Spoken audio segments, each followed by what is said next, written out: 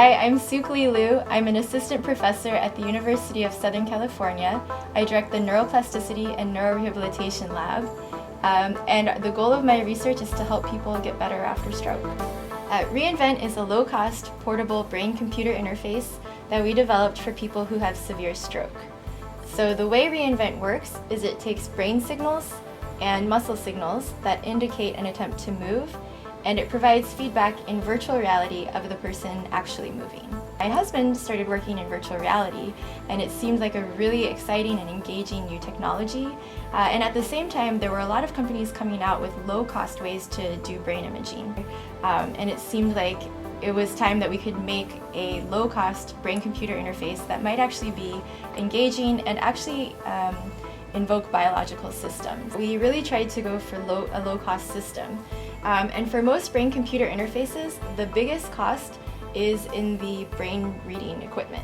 A whole system usually costs anywhere from $10,000 to $30,000. And this makes it really prohibitive for people to be able to access it, so they have to come to a center to use it. What we did is we used an OpenBCI system, which came out of a Kickstarter actually, and it's only $1,000 for a 16-channel EEG system. The downside is that you have to build it yourself, so we built it ourselves. A lot of the components are 3D printed. The cap itself is actually a swim cap from Amazon for under $10. Well, portability is important because for a lot of people who have had a stroke, it's hard for them to get around in the community, and so making it portable means that it's accessible to them. After the initial assessment, we would wheel Reinvent to a room with the patient. We first go over the procedures with them so they know what's going to happen. Just take out the laptop, which runs all of our software and runs the virtual reality software.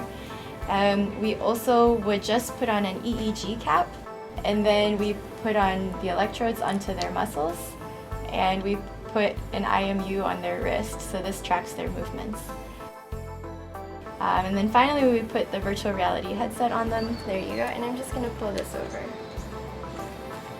Okay. We take signals from your brain, and we take signals from your muscles, and when those signals indicate that you're trying to move, then in virtual reality your arm moves, even if your arm doesn't really move in the real world.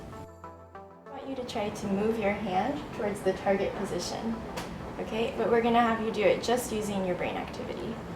So the way it works is that after a stroke, you generate a motor command to move your arm, and that command gets blocked. So people can think about moving, and we can take those signals that indicate they're thinking about moving and give them feedback in virtual reality that they're actually moving. And the feedback in virtual reality serves to reinforce those good brain signals that they had. So essentially you can think of it as brain training. So normally we train the brain by actually moving the hand, and that's a whole system, and that's what therapy does most of the time. But when they can't move, this is considered like a backdoor. We can just read the brain signals that are good and reinforce them by showing them a hand moving in virtual reality. Okay.